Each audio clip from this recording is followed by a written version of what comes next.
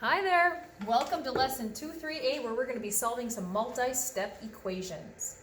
We're going to see combining like terms, we're going to see distributive property, we're going to see some multi-steps.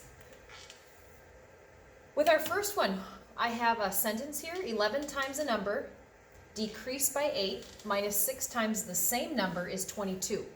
What I'd like you to do is to see if you can take these words and write them as an equation. So you're going to need an equal sign. You see the word is here. That's probably where that's going to go. We want 11 times a number. Maybe you want to use the letter N for number. Pause the video and see if you can write the equation.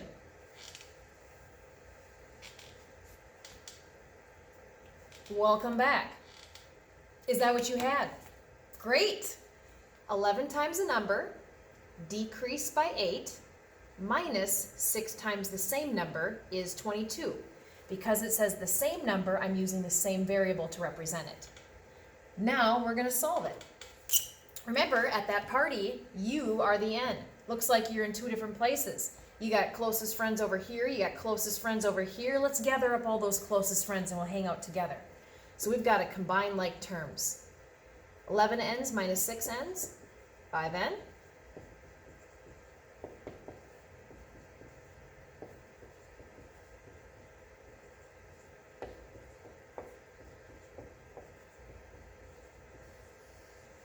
I get n equals 6. Do you? Hopefully. Now to check our answer. In the equation, wherever we see the letter n, we want to plug in the number 6. And we're going to see if both sides have the same value. Nice thing about solving equations is you can always go back and check to see if your answer works.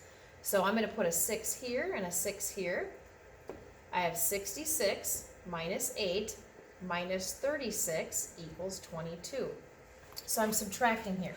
If I take 66 minus 36, that's 30. Minus 8 more, it is 22, and 22 equals 22. It checks out. Let's try another one. Interesting one here. 5x divided by 3, or I can see this as 5/3 x. We're going to add 1 and it equals 16. Let's give it a try. Goal is to figure out what number is x. Well, you could cover this up. We know 15 plus 1 equals 16, so this has to be 15. Well, what divided by 3 would give us 15? 45. If this is 45, what's x?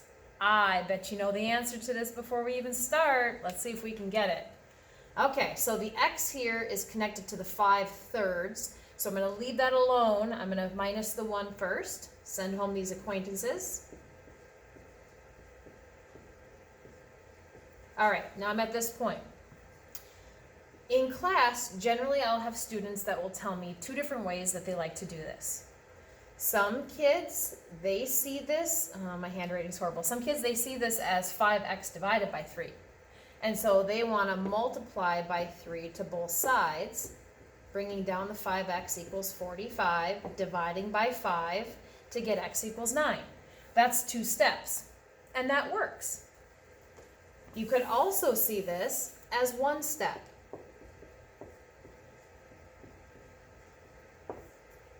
If you see this as x being multiplied by 5/3, you could undo it by multiplying by the reciprocal. If I multiply by 3/5 to both sides, the 3 cancels, the 5 cancels, and we get x equals, multiply here by simplifying first, divide by 5, and 3 times 3 is 9. I get the same answer. Just depends on how you look at it. Okay, so we get the answer of 9. Let's check our work. So, wherever I see the x in the equation, I'm going to plug in the answer 9 and see if this works. Okay, plugging in 9. Now 5 times 9 up here is 45. If I take 45 and divide it by the 3 and add 1, do I get 16? Well, 45 divided by 3 is 15. Add the 1, do I get 16? I sure do. I'm just plugging it back into the equation and checking to see if it works, if both sides have the same value. On number 3, give you a second to write it down. You can pause the video.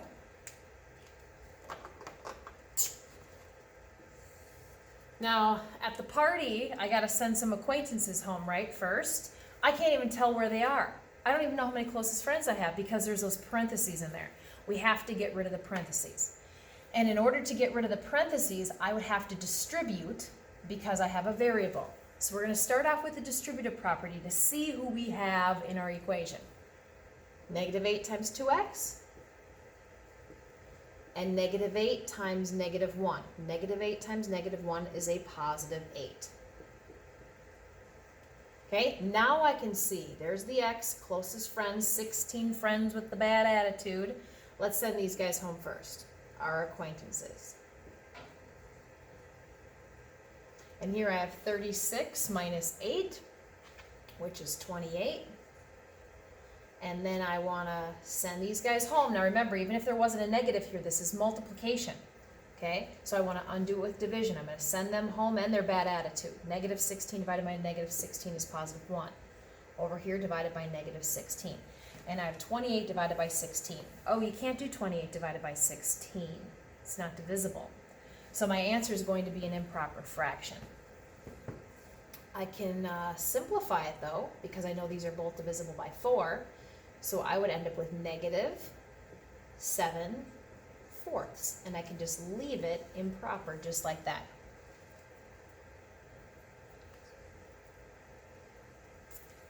It might be a little harder to go back in and check this one, just because of that fraction. Okay, here's number 4. See those parentheses again, right? We're going to have to get rid of them. How? Distributive property. Now let's take a look at what's being multiplied to this quantity. Is it just the 4? Nope, look in front of the 4. That's a -4. So that means that this entire -4 is being multiplied to everything inside the parentheses. Be very careful with that. The sign in front, if it's negative, the whole -4 has to be distributed. Okay, so -4 times -3y would be a positive 12y. -4 times positive 2, now the signs disagree, so -8. Now the reason why I dropped down the plus sign is because this part has to come down, 6y. You wouldn't have needed to drop down the plus sign when you did this, but once you bring down the 6y, there needs to be an operation sign in there. Since the 12y is positive, I'm just going to put the plus. Okay, then I have equals 10. Now that I can see who's at the party, you're the y here and here. You got closest friends hanging out here, closest friends hanging out here. Let's get everybody together. So we're going to add these two together, giving me 18y. Okay, so there's your y, right? You're stuck to your closest friends. Let's send home the acquaintances.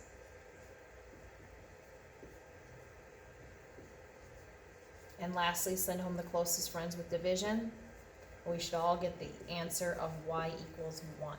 So here we see distributive property, combining like terms, and then we have a 2-step and a 1-step equation. So I think we did 4 steps in this one.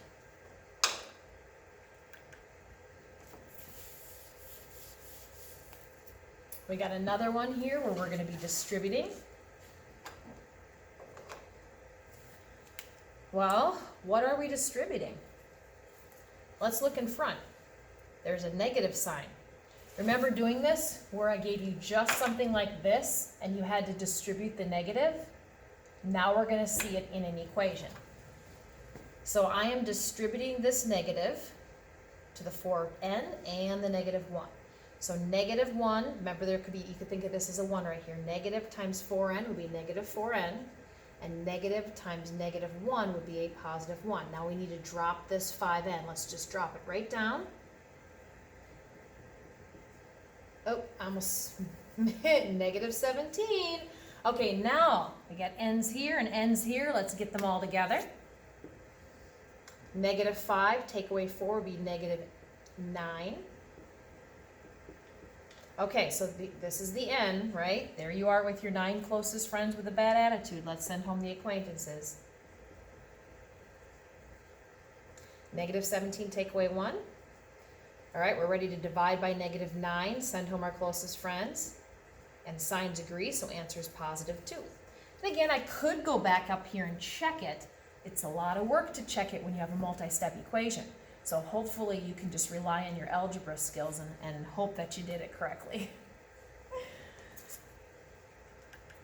Okay, on 6, we're going to have a word problem.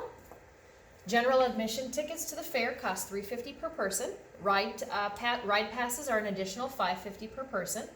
Parking costs is $6 for the whole family, as many people as you can fit into the minivan. The total cost was $51, so how many people in the family attended the fair? Let's look at the question they're asking us. How many people in the family attended the fair? So we need a variable, a letter, to represent the number of people that attended the fair. Maybe you want to do P for people. P is going to represent the number of people. Okay, so I have a variable. Now let's look next at what we're paying for. 3 things. We have admission tickets, ride passes, and parking. So I like to call this my blank line strategy. I've got admission tickets plus ride passes plus parking equals the total. All right, then what I do is I'm just going to start filling in those blank lines. I know the total cost was $51, so I can put that here. Now parking is $6 for the whole family, so that's a one-time fee of $6 for parking. You can put that on any blank line. Now, the admission tickets is $3.50 per person, and the ride passes are $5.50 per person. That's a per person cost. So admission tickets are $3.50, not just a one-time fee, but I have to multiply that by the number of people that are going. So I have to write it as an expression like this for the cost. Then the ride passes are an additional $5.50 per person. So I'm going to add a P in there as well because the cost is going to have to be multiplied per person. Okay? So now if I look at this, I have my admission tickets per person plus the ride passes per person plus the parking for the whole family is 51. Now, let's combine like terms. Both of these costs are per person. So for the admission and the ride passes, they're really paying $9 per person. Then the $6 one-time fee for the parking. So my equation would simplify to this. Now let's figure out how many people went. So take away the 6, and I got 9p. The 9 people, that was just the parking. I took away the parking costs. So if I take away parking costs, now I end up with $45. So $45 was spent on admission and ride passes. If I divide that by the 9 people, it looks like the number of people that went was 5. Now I could plug that back in and check it with my calculator. $3.50 times 5 people plus $5.50 times 5 people plus the $6 parking. It should say 51 on the calculator if you did it correctly. And our answer would be 5 people. On number 7, I'm not sure if you've ever heard of a snowy tree cricket before, but snowy tree crickets chirp faster as the temperature rises, and they chirp slower as the temperature decreases. This equation shows the relationship between the number of chirps of the snowy tree cricket and the temperature. I'm going to show you a quick video that kind of is a little bit fun. Maybe you've seen this before, the Big Bang Theory. There's actually a Big Bang Theory episode that talks about the snowy tree cricket. Let's watch.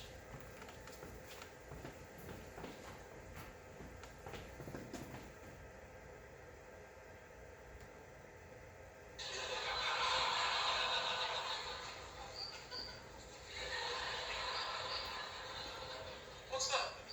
Sounds like a cricket. Hang on.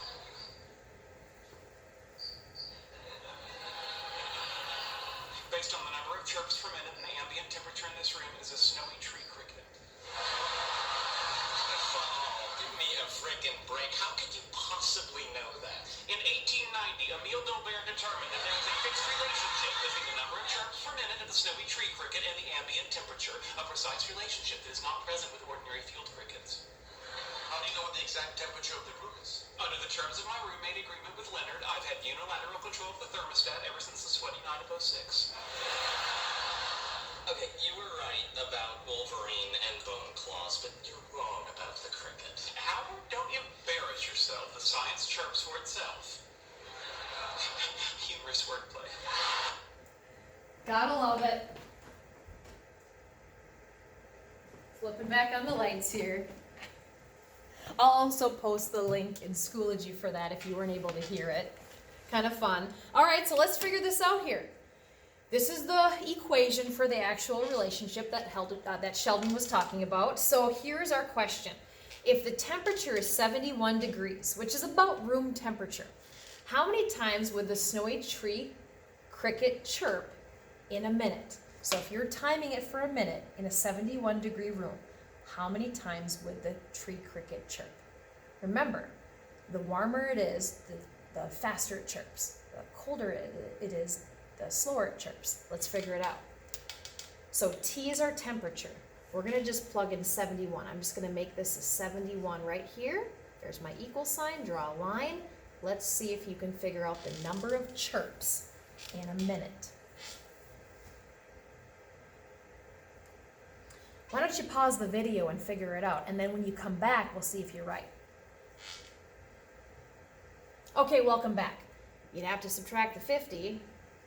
Once you subtract the 50, you get 21 equals, and then we have n minus 40 divided by 4. Then it looks like what we did the other day. I then have to multiply by 4, multiplying here by 4, giving me 84 equals n minus 40. Then adding the 40 to both sides, I would end up with n equals